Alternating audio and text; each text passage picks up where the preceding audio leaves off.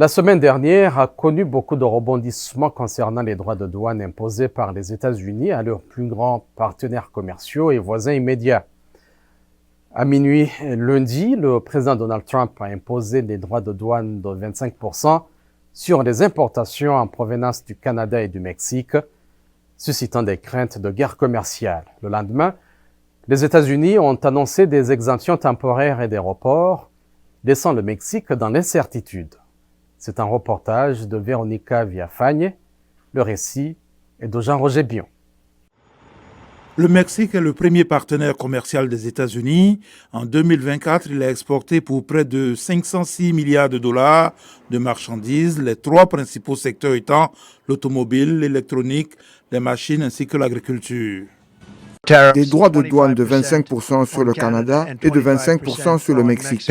Mardi, quelques heures après l'imposition des droits de douane, la présidente mexicaine Claudia Sheinbaum a déclaré qu'elle défendrait les intérêts de son pays. Nous avons décidé de répondre par des mesures tarifaires et non tarifaires. Selon le groupe de réflexion non partisan Wilson Center, des droits de douane de 25% pourraient entraîner des pertes d'exportation de 26 à 42 milliards de dollars pour le Mexique. L'économie mexicaine s'effondrerait. Ce serait dévastateur, non seulement pour l'économie en général, mais aussi pour l'économie des familles mexicaines.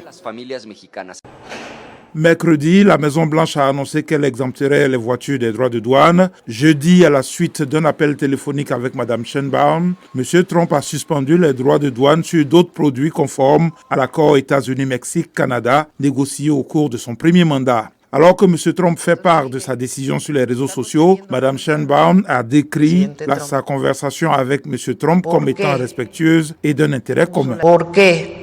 Pourquoi ? Maintenant que vous avez imposé des droits de douane, comment allons-nous continuer à coopérer, à collaborer avec quelque chose qui nuit au peuple mexicain? Et nous sommes parvenus à un accord qui profite réellement aux deux nations. Malgré ce répit temporaire, les chefs d'entreprise mexicains restent préoccupés par la possibilité d'une guerre tarifaire. Carlos Jaramillo, président du Conseil de coordination des entreprises de Tijuana, explique que l'incertitude empêche les entreprises de planifier. La réalité est que nous ne devons pas nécessairement parler de la Chine, mais nous devons envisager d'autres marchés. Nous ne pouvons pas rester aussi fortement dépendants des États-Unis. Les inquiétudes sont particulièrement vives dans les villes frontalières du Mexique. Les maquiladoras, usines qui importent des matériaux pour l'assemblage et exportent des produits finis vers les États-Unis, sont un moteur important de l'économie locale.